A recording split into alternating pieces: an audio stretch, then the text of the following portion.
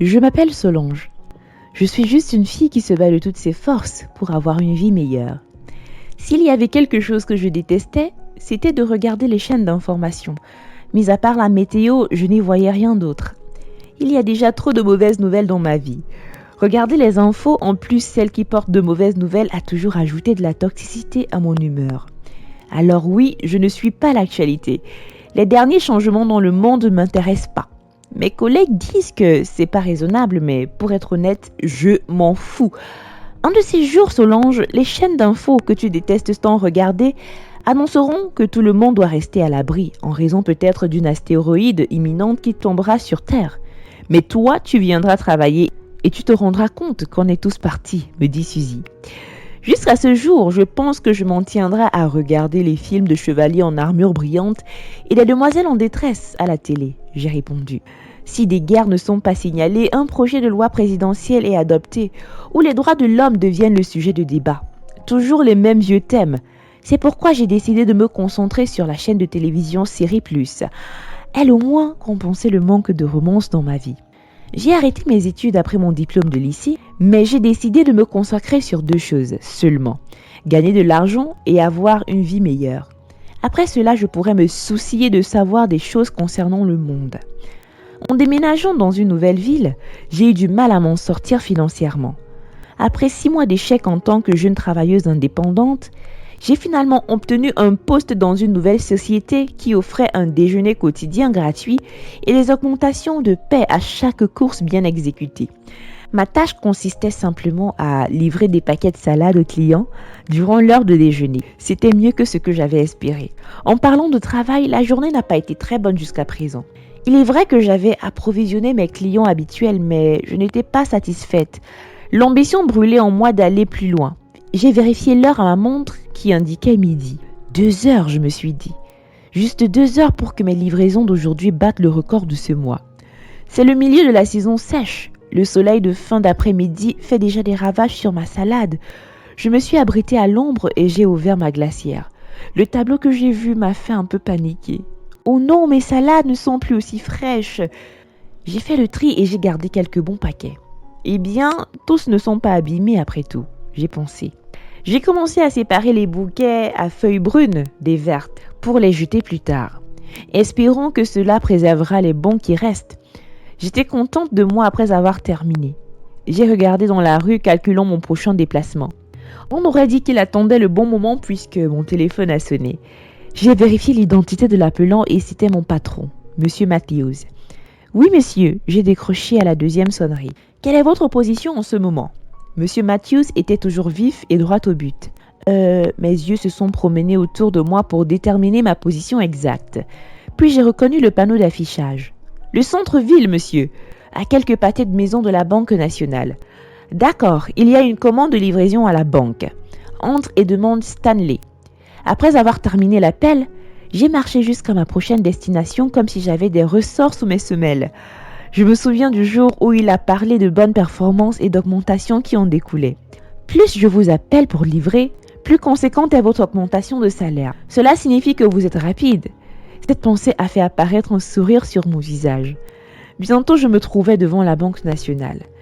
Les portes vitrées à double battant s'ouvrirent immédiatement, comme si elles attendaient ma visite. L'air frais de l'intérieur embrassa mon visage au point où j'ai oublié la température chaude à l'extérieur, au profit de la fraîcheur du bureau. L'atmosphère qui m'a accueilli à l'intérieur du bureau m'a fait me sentir comme inférieure aux hommes qui étaient là. Malgré cela, je savais que j'avais touché le jackpot. J'ai regardé les gens qui travaillaient et tout ce que j'espérais, c'était qu'ils mangent et passent des commandes. Oh Solange, aujourd'hui, tu feras un bon chiffre d'affaires, je me suis dit. Il y avait des rangées et des colonnes d'ordinateurs et tout le monde était concentré sur son écran. Certains répondaient aux appels, d'autres prenaient des notes de ce qui était sur leurs écrans et d'autres tapaient sur des claviers. C'était un monde si différent. J'ai vu de nombreux mini-bureaux s'étalant sur une longue rangée. Tous étaient habillés avec des couleurs ternes, sauf pour un d'eux qui se démarquait avec une chemise rose. Je ne suis pas psychologue, mais je pouvais dire qu'il était mal à l'aise à la façon dont il faisait les 100 pas. Autant je voulais simplement livrer mes salades à tout le monde, j'ai commencé par faire la livraison initiale. Les priorités d'abord. C'était l'un de mes principes. Ignorant la file d'attente des gens qui faisaient la queue, probablement pour recevoir de l'argent, je me suis approchée d'un homme portant une grande paire de lunettes, assis dans l'un des bureaux. Il avait l'air d'un geek. « Bonjour, s'il vous plaît, je cherche Stanley. » Il a parlé sur un petit micro et a appelé Stanley. J'ai levé les yeux et j'ai vu un jeune homme me lever la main droite et me faire signe vers lui. Je me suis tournée pour aller vers Stanley, mais Monsieur Binocle ici m'a arrêté. « Salut chérie, a-t-il dit. Quand vous aurez terminé avec Stanley, pourriez-vous livrer à tout le monde dans les différents bureaux ?»« D'accord, j'ai répondu, et me dirigeais vers Stanley. Je ne pouvais pas tout à fait voir les traits de son visage, mais quand je m'approchais, j'ai remarqué qu'il était tellement beau. Son âge devait être environ vers la vingtaine.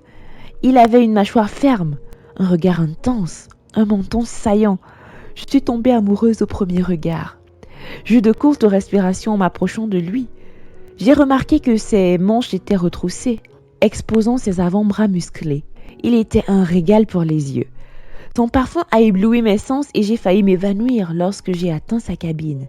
De la masculinité brute, et j'ai presque commencé à m'imaginer des scénarios par dizaines. Par réflexe, j'ai rangé mes cheveux derrière mon oreille.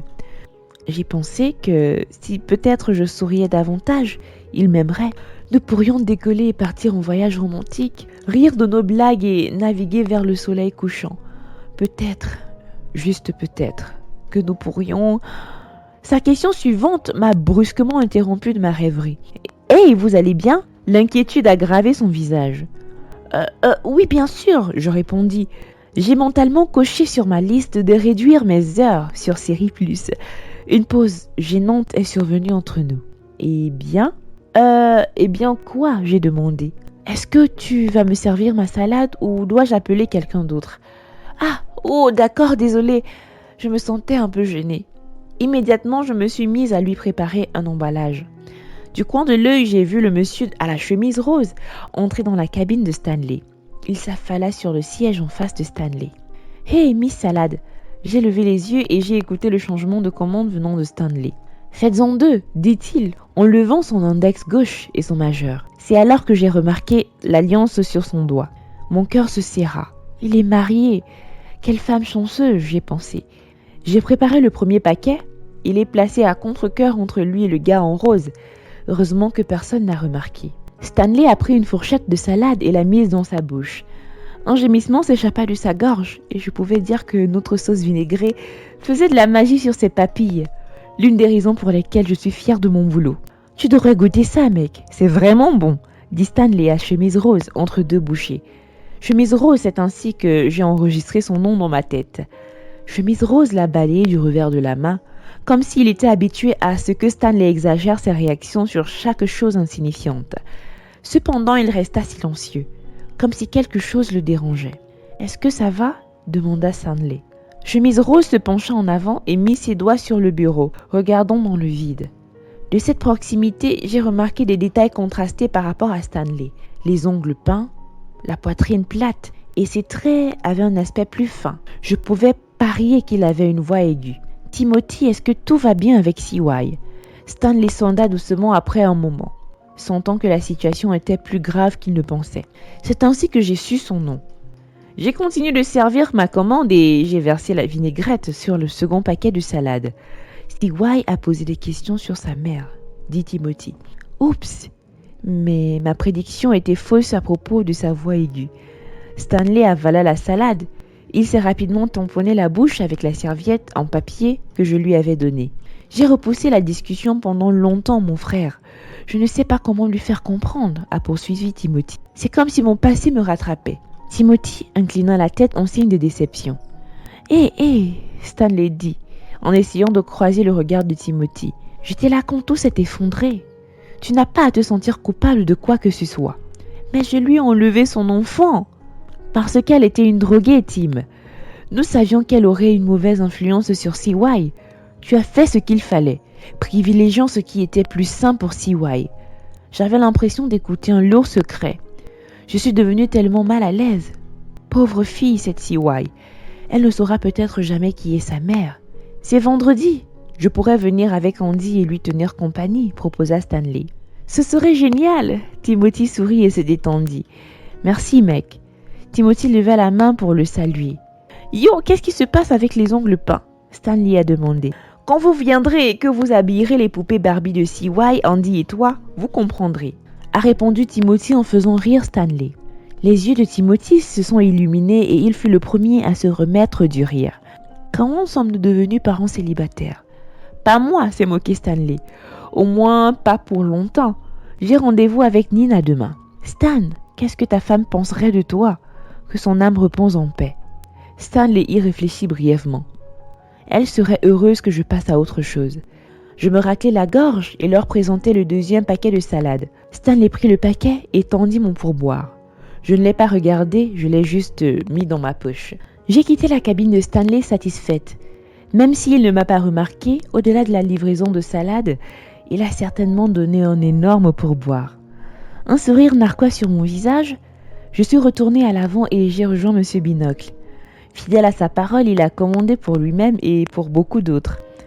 Environ 30 minutes plus tard, j'ai pris ma glacière vide et je suis partie. Fière de moi, je suis retournée au bureau après avoir battu le record du mois avec les ventes d'aujourd'hui. J'étais sûre d'avoir une grosse augmentation. Ma journée pourrait-elle avoir une fin meilleure que celle-ci ? J'ai signé ma décharge de fin de service au bureau et j'ai clôturé ma journée. Enfin à la maison, c'était en effet une journée caniculaire. Entre les livraisons réussies à la banque et le long trajet de retour au travail pour déposer ma glacière, je pense que ce soir j'aurais peut-être besoin de plus que ma bouteille d'eau habituelle.